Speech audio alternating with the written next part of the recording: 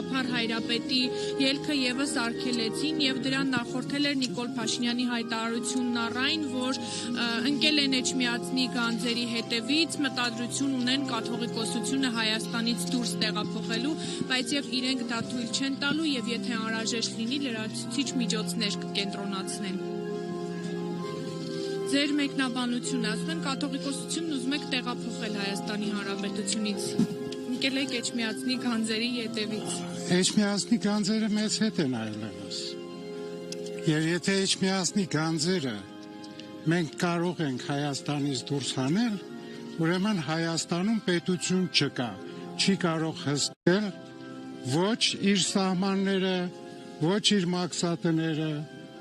դա ինչի մասին է խոսում։ Եվ ի վերջո շատ լավ գիտեք պատմությունից, որ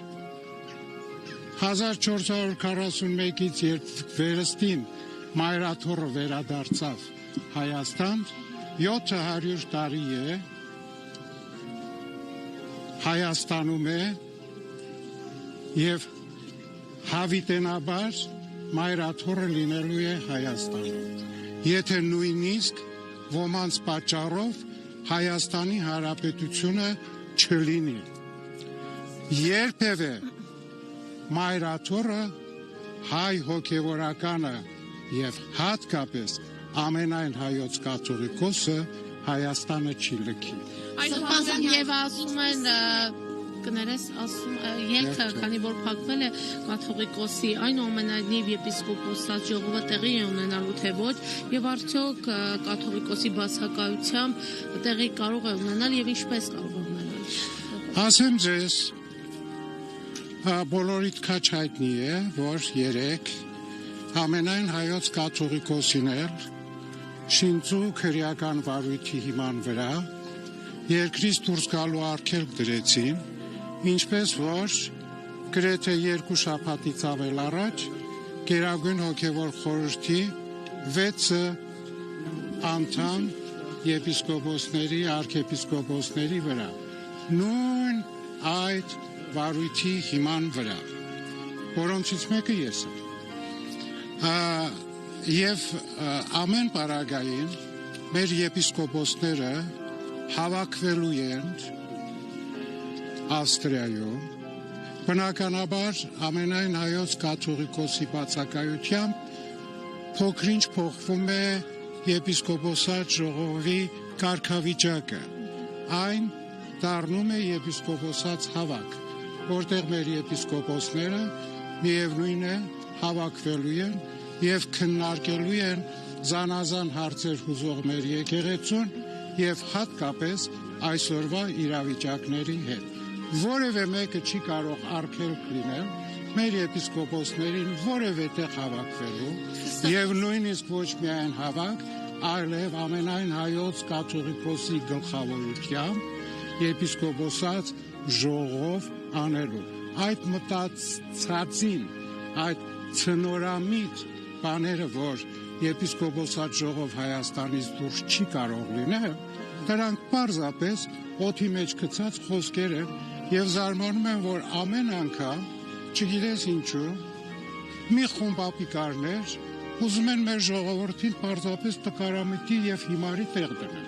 բայց մեր ժողովուրդը շատ լավ հասկանում է այդ ամենը։ Սրբազան քրեական հետապնդում է արդեն հարուցվել եւ բացակայելու արգելքի որպես խափանամիջոց ընտրվել։ Հնարավոր համարում եք, որ նոր այդ խափանամիջոցը փոխեն եւ որոշեն կալանքը կիրառել եւ կալանավորել վեհապարել։ Ես երբևէ չեմ կարող նման ուրեմն պրոգնոզներ տալ, նախ եւ առաջ ես տեսնում եմ, որ այսօր մեր երկրում ամեն ինչ հնարավոր է։ Միայն թե